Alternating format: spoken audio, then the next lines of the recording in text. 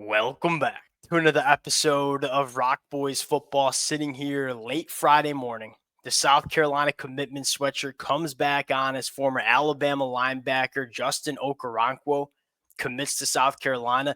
This is a commitment that fires me up, and it fires me up for a couple of different reasons. I think most notably, I was a massive fan of this kid coming out in the 2024 class, kid that was born and raised in Germany, grew up playing gymnastics, grew up playing soccer, and then kind of transitions to football later in his high school career, you might say.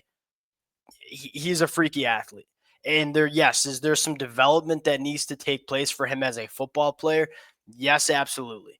But if and when that development takes place, the sky is the limit for a guy like Justin Okoronkwo.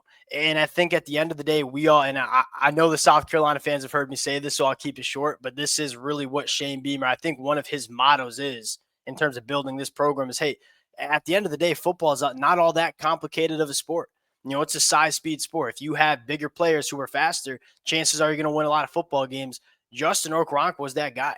At 6'3", 230 pounds, 4'5" in the 40, 10'2" broad jump. The athletic profile jumps out of the paper at you. And so you're bringing this kid in at a position of need and saying, all right, what happens when we get some further development with this kid? Because there's a chance you're getting an all SEC linebacker here. And I think secondly, the thing that we've talked a lot about is I appreciate so much the process for Shane Beamer in the transfer portal. Early on, hey, we're going to make sure we take care of our own football players. Guys like Lenore Sellers and Dylan Stewart and Nick Harbor, we want to make sure they're happy first and they're coming back in 2025. And then we're going to go out to the transfer portal. And I think secondly, look, it was obvious that South Carolina wanted to add an off-ball linebacker. Right, it was a position that you're losing a lot of really good football players who've played a lot of football for South Carolina over the last couple of years. It was a clear position of need. Now, the tricky part was there just wasn't all that many off-ball linebackers that were that intriguing. And Shane Beamer was patient. He didn't settle for linebackers he didn't like. And he waited until a guy like Justin Okoronkwo pops his name into the portal after the bowl game for Alabama and said, hey, that's a guy we want to go bet on. And you go and lock him in. All of a sudden you're feeling better about the off-ball linebacker position heading into spring practice. And adding a guy like Justin is kind of gives you the ability to, hey, we're going to go through spring practice. And you bring in a guy like Sean Murphy, who has an intriguing athletic profile in and of itself, although not a proven commodity. You have a guy like Fred Johnson. Now you add a guy like Justin. Hey, we got some intriguing linebackers now. Let's see what they look like in spring practice. And then after spring practice, when that second portal window opens, if we need to go get one more veteran linebacker that's played a lot of football, we can go do that. But we're not going to settle early for a linebacker we don't like.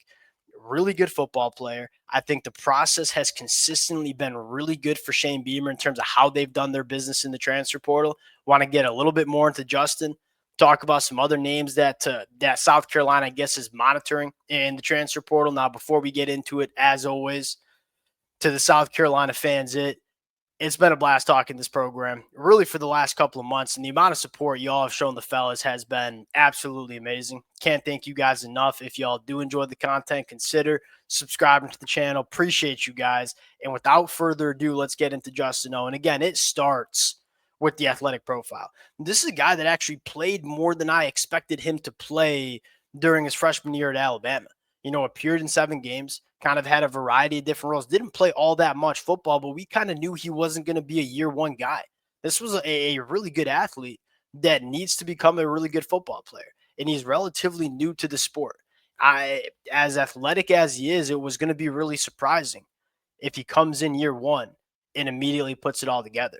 Now, if you're a South Carolina fan, I think the intriguing part is, all right, he spent his development year at Alabama. Now, what kind of football player are we getting with this kid going into year 2? I think another thing that really intrigues me, and I know I'm going to go kind of with an aggressive comp here. We just saw Abdul Carter for Penn State last night just take over that game from a multitude of different positions. I see a pathway for Justin to kind of play that role. Yeah, I think, again, Abdul Carter started his career as an off-ball linebacker. It was such a freaky athlete that at some point they're like, all right, let's go see what he can do coming off the edge.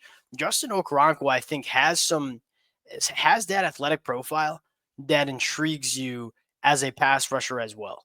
And so I think he first comes in as an off-ball linebacker, but this is a guy that you can kind of line up on the edge on some of those third and longs, those pass rush situations. And I think he can be a force coming off the edge as a pass rusher. And I think secondly, you need athletic linebackers in this era of college football. When you go back to 2023 or in 2022, when South Carolina just, lack of better terms, just didn't have the athletes at linebacker. Guys like Stone Blanton, and when you don't have athleticism at linebacker, offenses will attack it. I mean, the MO for offenses in this era of college football is that we're just going to get our speed in space and see if defenses can run and tackle us. You need athletic linebackers that can go tackle running backs in the flat, that can go sideline to sideline, that can carry tight ends up the seam. That's just what you need in your linebackers in this era of college football. And Justin is the athlete to do all of those things. And so all of a sudden, and this is going to be, I think, to me, immediately the biggest storyline to watch is, what are we getting from Fred Johnson, who is equally as juiced up as an athlete? What do we get from Justin? What do we get from Sean Murphy? How do these off-ball linebackers look for us in spring practice? There's a real good chance that, they all step up and become guys for South Carolina in the 2025 year, and you feel good about the position. But there's also a chance that, hey, maybe Justin needs one more year. Maybe Sean Murphy's continuing to struggle with the injuries. If that happens, like, you got that spring transfer portal window to go in and bring in maybe a little bit more of a proven commodity linebacker. But you put yourself in a spot where you got a bunch of really talented linebackers in this room now. Let's see if they can go put it together heading into 2025. Really high ceiling player at a position that was of great need for South Carolina. That's what we're looking for in the transfer portal. Now, the last couple of players that I would be monitoring if I'm a South Carolina fan, I think it starts on the defensive line.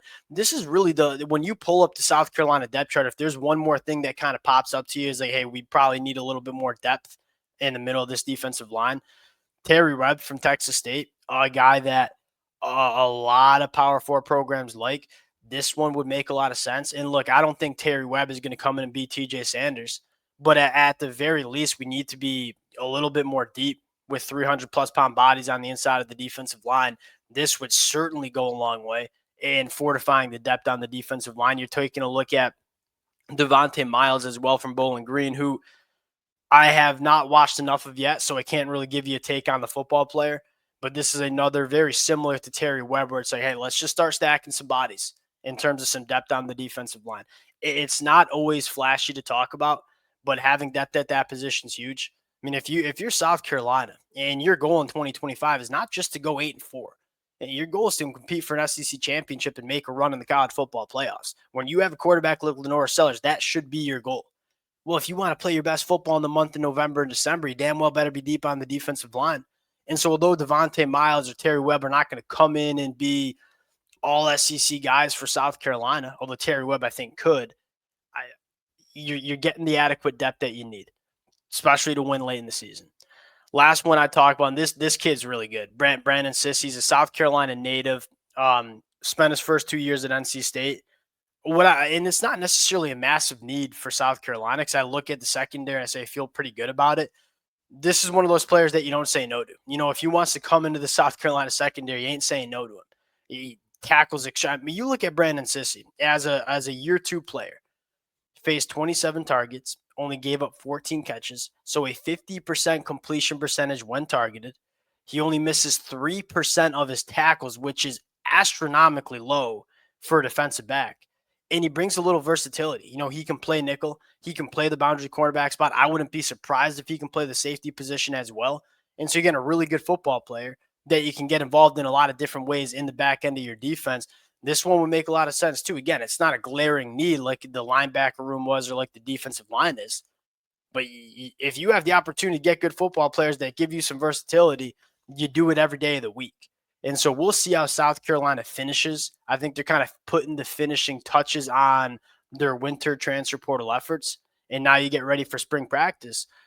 You got a roster that does not have a lot of holes, that has a lot of young talent, and it's going to allow South Carolina to go through spring practice and say, all right, where are we at with a lot of these different positions, with a lot of these different young football players? And in the spring transfer portal window, hey, we might want to get one more veteran wide receiver, or hey, we might want to add one more off-ball linebacker.